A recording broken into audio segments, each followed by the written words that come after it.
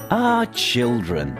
Such delightful additions to our everyday lives. They're cute and sweet and learning everything for the first time. And then your kid goes and says something like, "Goodbye, Dad," said my 2-year-old son. "No, we say good night."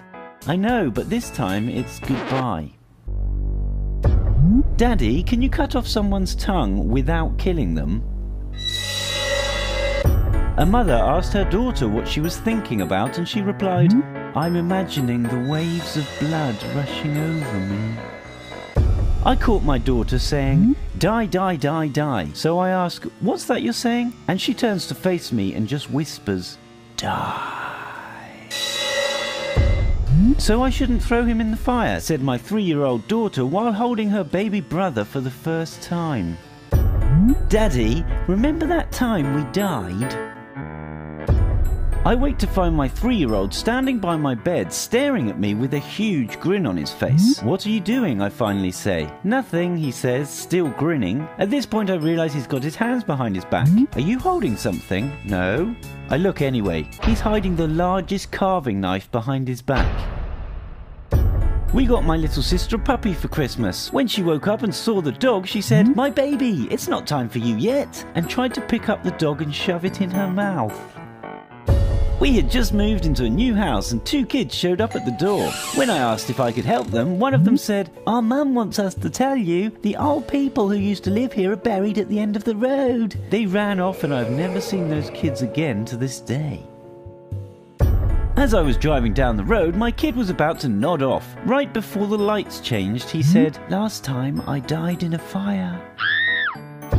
"Mum, I promise I won't ever chew on your bones. I promise." My 4-year-old son asked my pregnant sister if there was a baby in her belly. She said yes. With a completely straight face, he slid from his chair and headed for the kitchen, saying, "We need to get it out. I'll go get the knife."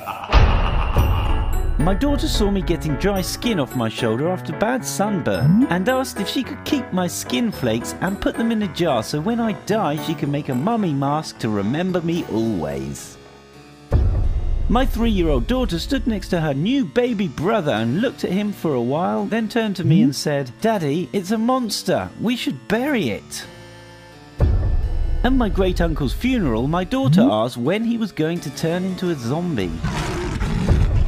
I was sound asleep, and around 6 a.m. I was awoken by my 4-year-old daughter's face inches from mine. She looked right into my eyes and whispered, "I want to peel all your skin off."